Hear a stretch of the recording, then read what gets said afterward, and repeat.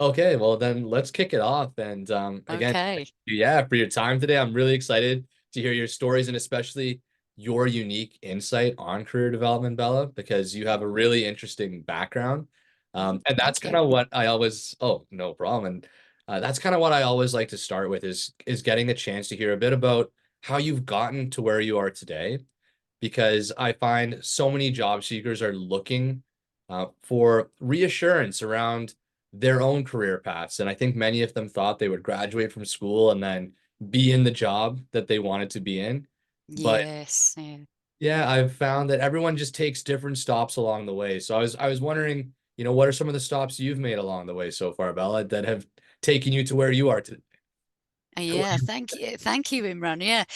So I've had a kind of interesting way into this job, and many of us have. We didn't start life as career development practitioners or professionals, right. affectionately known as CDPs in our field. So that's the abbreviation moving forward. So when I was at school, I wasn't a good performer. I was a very, very late bloomer in life, I think, intellectually. At school was, I was a bit bored at school, to be honest, not very Really? engaged. And the career paths we had open to us, there were no career advisors at my school. Huh. And I went to an all-girls school, and the three career paths we were shown were retail, care work, or admin. So there Oh, weren't outside of that, there weren't very many other career paths shown to us. And so I ended up working when I was 14 as part of career experience in the caring industry, so for a residential home for older persons. And so I started that, and then I went into retail. And then after about 5 years in there, I thought, you know what, I've got to get out of here. I've got to do something else because intellectually I could feel myself changing. And so I went back to school, got my required qualifications to be able to get myself into university. Ended up doing a linguistics, sort of trying a linguistics degree. okay. And like many people who I've come across in my lifetime, sometimes your first choice of degree is not the right one. And Very I always had this kind of interest in psychology. So I started with that really young. So when I was about 18, I was learning about body language and I was learning about psychological theory. And I did it at a kind of college level to be able to get into university. And that was my hope. But unfortunately, I didn't make my grades. So I managed to start linguistics and completely flunked in that degree. Just was not my jam. Oh, Um, that happens. exactly. And so at the same time, I started in customer service and ended up in admin roles. And so I ended up doing all three I was of just those thinking career that. paths. Yeah, I was just Exactly. thinking that you kind of managed to try them all. Exactly, yeah. So I was able, and of course, the golden thread through all those three things was people, because even in administrative services, I ended up in recruitment. So there's kind of, I could see the path forming, but I wasn't really sure where it was going to be going. And then finally, at the age of 30, I thought, what am I good at? I was really at a career crossroads, like many people are at the age of 30. You have a number, a birthday with the zero on the end of it, and you're like, crikey, I should have the three M's in place: mortgage, marriage, and mother care, right? And I didn't have any of those things in place. Yeah. And so I thought, what am I good at? What do people keep giving me feedback about, or what keeps happening in my relationship with other people? And what kept coming back to me was that I enjoyed listening and I enjoyed problem solving to help people, particularly around people's emotional side of life, actually. And Oh, so I decided to retrain to become a therapeutic counsellor. yeah. And whilst I was studying part time for my undergraduate degree at night school, which took me about 5 years, Wow. I ended up doing some part time work at a careers service, a university careers service, University of Leeds in the UK. And I saw these omnipotent career beings. I just thought they were so cool. Yeah. They knew a lot. They were professional. They looked really professional to me. They were really passionate about what they did. And you could see how it was really helping students move through their degree because careers was embedded all the way through some of the degree programs that I was helping to administrate. Because then I wasn't working with careers. Um, until I was trained by a couple of the people working there to review resumes, and I was trained to help with labour market information, helping people find that, and I absolutely loved it. So I graduated with my degree. And in 2008, just at that point, my spouse and I decided we were going to move to Dubai. Oh, And so, because my spouse works in the construction industry, and as we may remember, for those of us who can remember, 2008 was a worldwide global financial crash. And so the UK, no exception, construction is one of the first things to stop. So we decided to move to Dubai because there was still work going on there, building work going on. And of course, they have a different understanding of therapeutic counselling, which is what my undergraduate degree was. So I wasn't able to practice any of the things I learned in a formal setting. I had to completely start from scratch. Um, and and that's after so, school and everything. Wow. exactly, exactly. So I found a job at a university, one of the local universities there, before I moved, I think it was supposed to be admissions, but with a bit of counselling on the side Okay. and supporting the students. But it quickly became apparent that the role I'd been applied for, unfortunately, was a little bit different than I'd been led to expect. And for the first time in my life, I got fired Oh, during Ramadan. oh, Right. So I had 3 weeks left on my visa and I was absolutely panicking because at that time you could only get a visa for a month, oh, before you had to find another job. So I thought, right, back to the the drawing board here. What am I going to do? So I went back to admin because that was one of the easiest routes back into employment for me. And sometimes you've got to be able to pivot to be able to survive, to be able to yeah. stay out there. So that's what I did. But luckily for me, it wasn't just any admin job. It was an admin job at a psychometric testing firm, Oh, an HR consultancy. So once again, kind of HR and kind of psychometric testing, psychological services seem to feature yeah. there. And they trained me to become an HR assessor. So I was helping design and build assessment centres there. I was helping to administer the tests.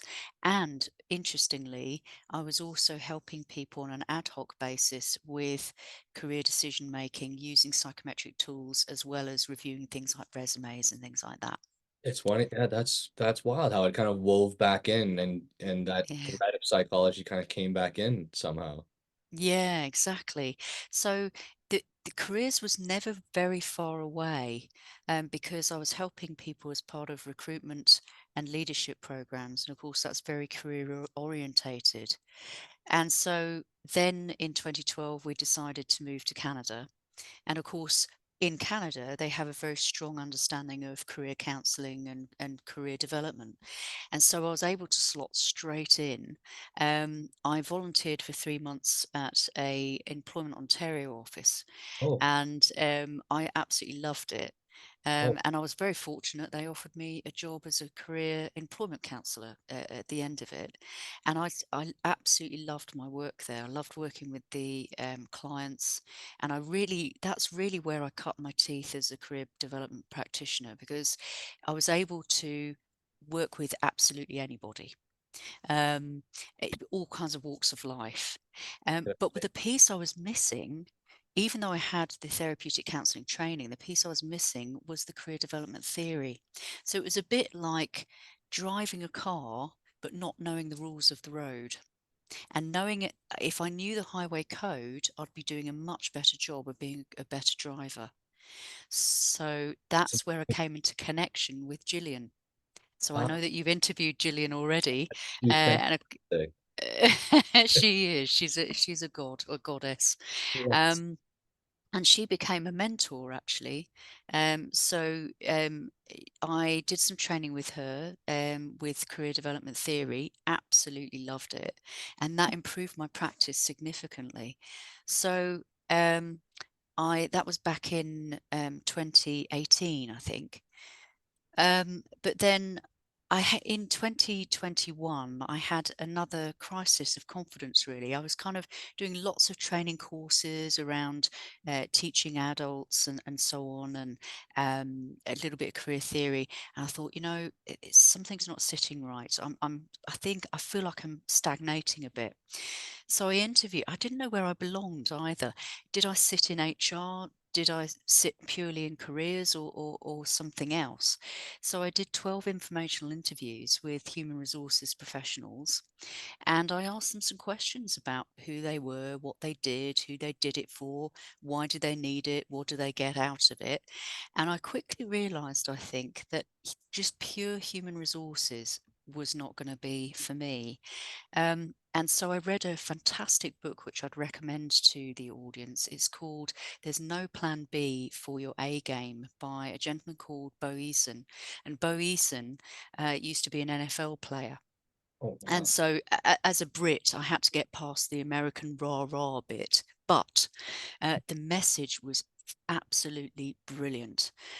So, at the end of that first chapter of that book, not only did I know what to do, but I had a 2-year plan, and I actually went ahead and did it. So my 2-year plan was to do a master's degree in career development and coaching, do it at the University of Warwick, which is in the UK is a research-led university, and be stood on the podium graduating when I was 50 with my little sister in the audience. And that's exactly what I did. So yeah. Goodness, that is incredible, Bella. That is incredible, and that's why I continue to ask this question of every guest because I just appreciate the honesty in the story, Bella. There's so many lessons to take away from it. But I just think, you know, having really just met you, I would not have thought those were the things you've been through because you come across extremely confident, extremely, you know, uh, clear in what you're trying to do, and it's helpful to know that along the way you had moments of doubt and had to work through that. And I think for people watching this, they will really appreciate that, knowing that hey, there were moments where unexpected things happened. There were things where you changed your mind, after putting time into something and then recognize, hey, this isn't for me. Um, so I really appreciate hearing the story, and it gives a lot of context to some of the questions I'm hoping to discuss with you today, which are around, Sure. yeah, the way that CDPs can prepare themselves kind of for the workplace that they are supporting today. Uh, Mm, one of the things I hear from career development professionals often is that, it's interesting you say you have a background in the therapeutic counseling, correct? The therapeutic Yes, I do. Yeah. so I just wanted to make sure I had that terminology right because Hmm. I think many professionals today, career development professionals, are faced with really difficult situations because, like you said, job seekers come from all walks of life, They and do. many of the folks I speak to don't feel entirely prepared to support them in all the ways they end up needing Hmm.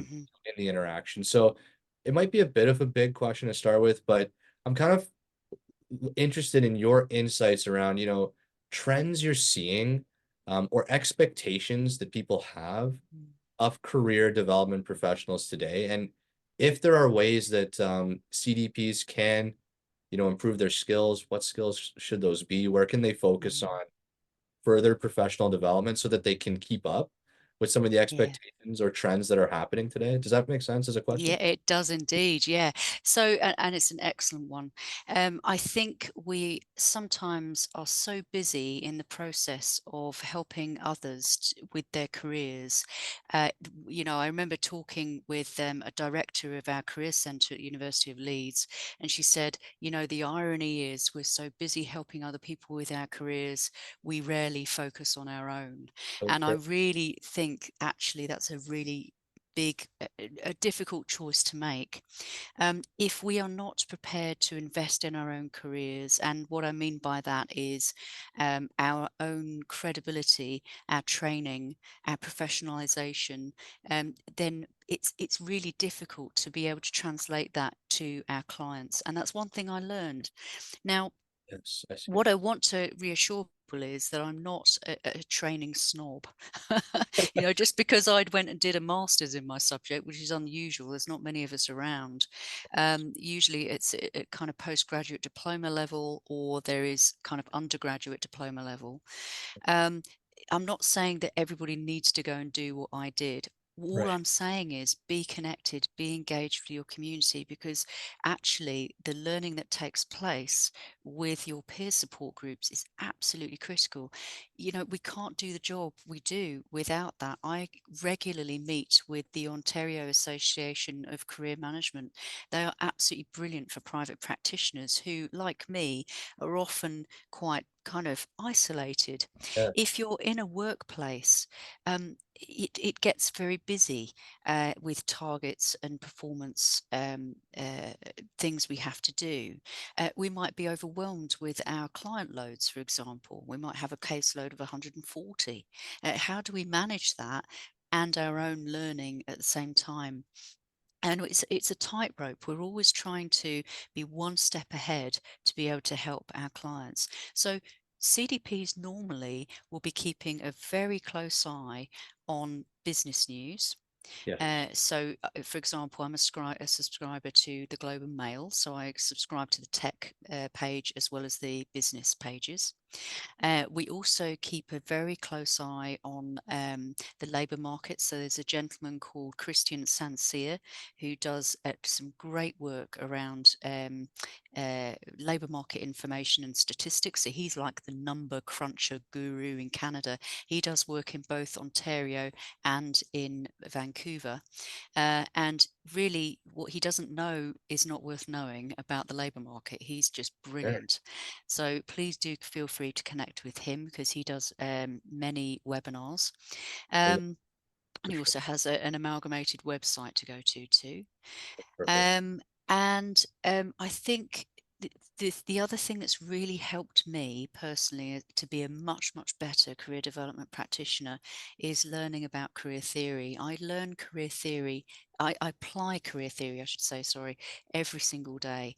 When I'm working with clients, I'm thinking about the systems theory and how community is so important in career decision making, and the system I'm in, as well as the system the client's in. So we're both in that. I think about opportunity structures that people were having. My opportunity structures when I was young were very restricted based on academic ability and what the school offered. My school ended when I was 16. There was no year 11 or 12 or 12 or Oh, 13 for me to right. go to, right? That's So that's a big gap there. yeah, exactly. So, it's important to think about the resources that people have. And CDPs are amongst the most creative, resourceful people I know. If we don't know the answer, we will always go and find out.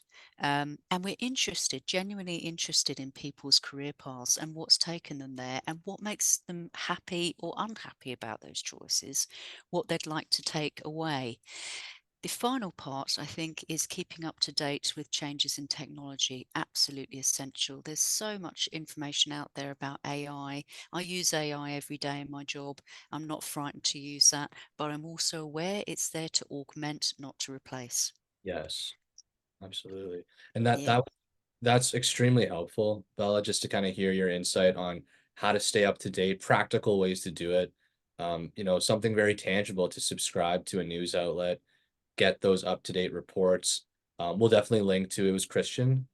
Yes, Christian St. Cyr. Yeah, yeah. Yeah, He'd be really good to interview, actually, I'll funnily enough. reach out to But we can certainly link to his website in this episode. And for Mm, those of you who are curious to hear some of those labor market insights, mm, that sounds like a great resource to check out.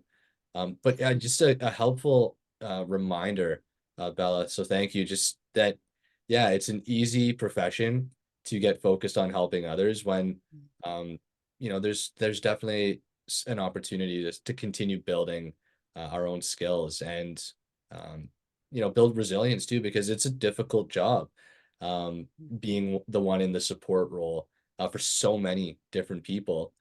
And Yeah. the kind of note you were ending on there was actually part of a question I did want to ask is that, Mm. um, do you have any recommendations around tools that you're using now, that other CDPs might, find useful as well, whether they're AI based or just other tools that you have found make it easier to do your work? Yeah, I think the ones I go to the most are JobScan, Okay. which is a tool that I think there is a fee to use it. That's the only problem. I get it for free because the company I work for has bought the rights to JobScan. So it's a resume comparison technology. So you kind of copy and paste your resume on the left, copy and paste the job description on the right, and it will give you an instant match rate of how well your resume is matching to the job description. The other tool I go to frequently is ChatGPT. I use it for so many different things. Give me the top 20 skills from the job description. Create a covering letter using this job description and my resume. And of course, I make sure I keep data out of that, such as names and phone numbers and things like that. Um, and I think, well, I know the other one I use is Copilot. I use Oh, Copilot an Microsoft. awful lot. Yeah, yeah.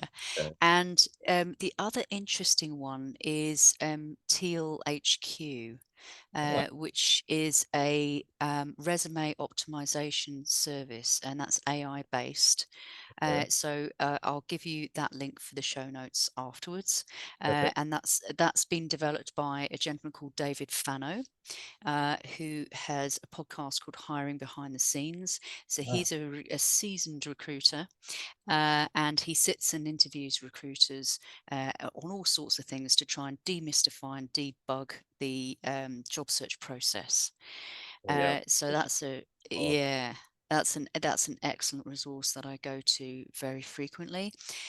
Other resources actually for CDPs, funnily enough, are recruiters and human resources professionals. I can't do my job effectively without those two individuals, because I'd be a very poor career coach if I didn't understand how companies actually hire.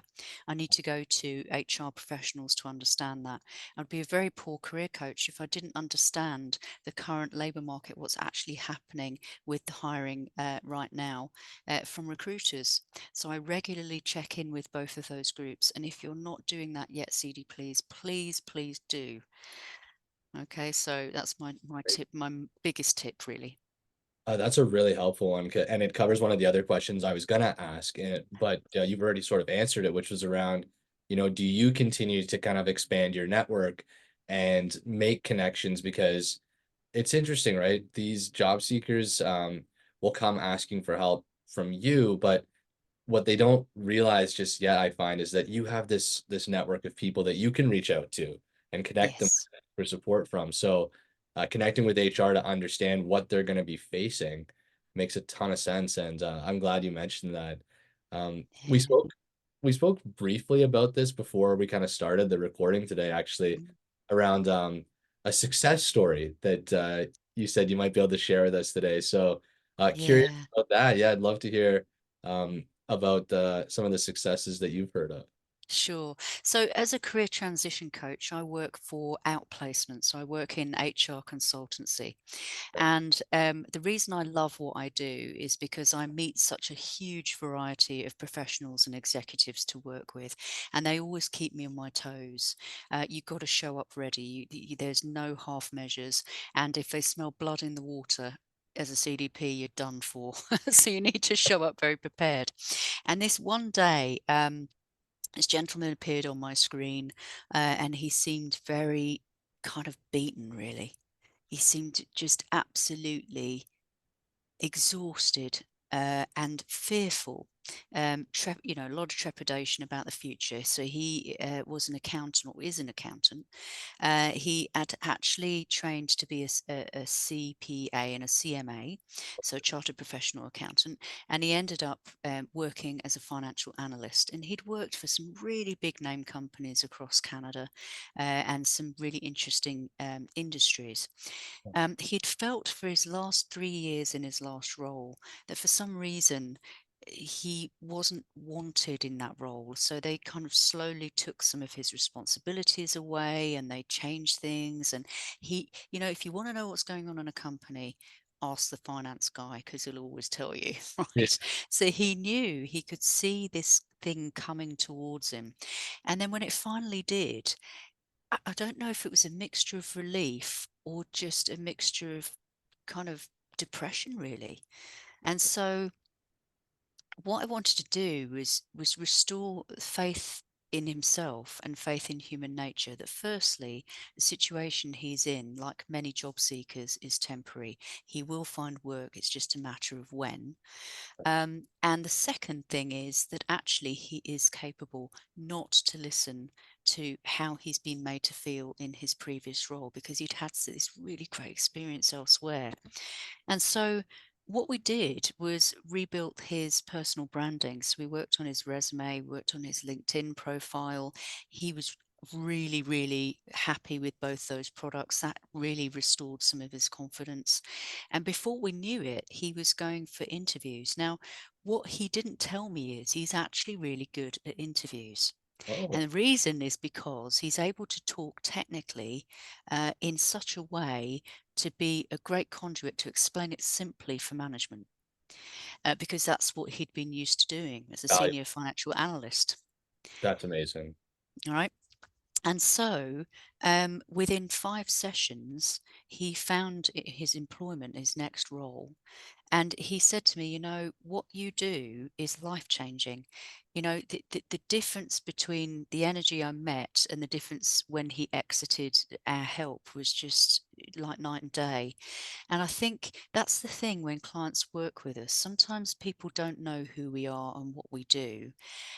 Some people, confuse us with recruiters, and so it's really important that we help people understand what we do. So if recruiters are not sure, tell them. If HR are not sure who CDPs are, tell them, because they're actually our professional allies to be able to help us get our message out. That we don't save lives, but we do change them. And that's a quote from Dr. Siobhan Neary, a professor in the UK. So yeah, we have an impact in from the individual to society to the economy, and just like Gillian said in her interview, but that is massive.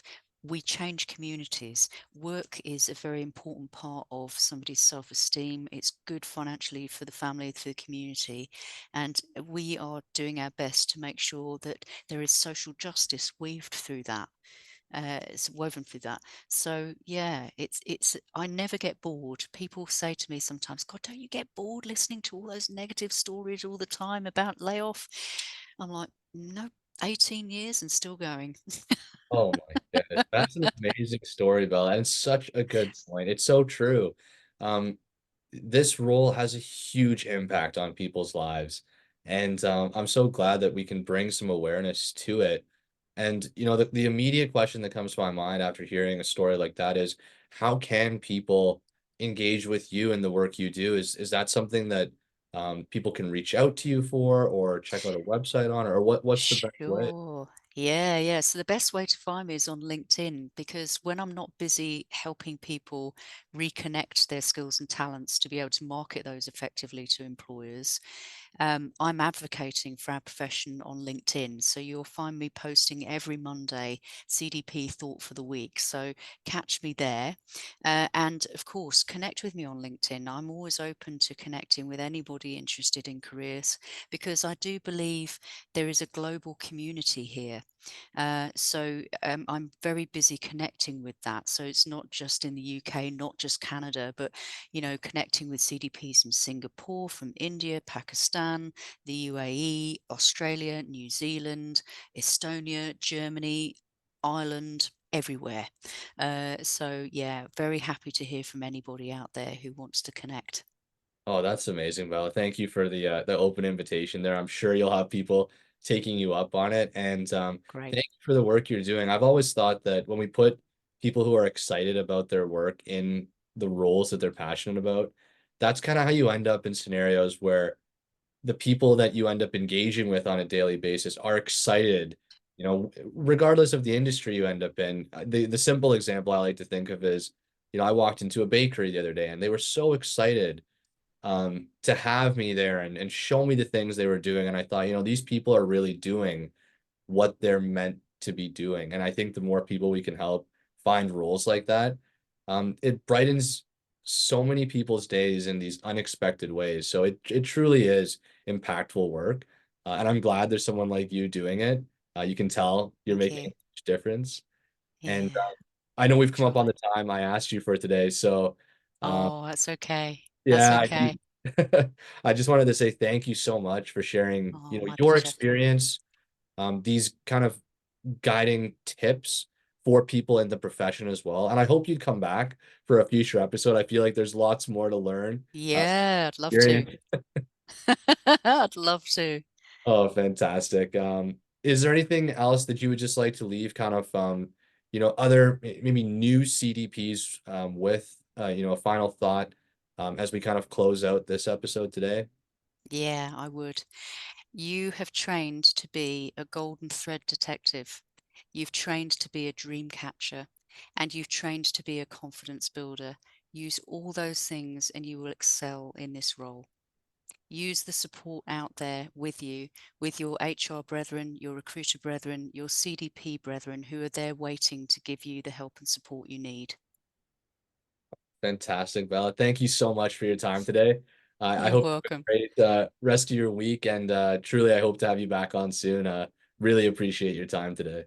Fabulous. Very welcome, Imran. Very welcome. And thank you for your time today, too. Really great that you're showcasing our work. It's fantastic. Thank you. Happy to, and I hope to talk to you soon. Have a good one, Will Bella. do. You too. Bye bye. Bye.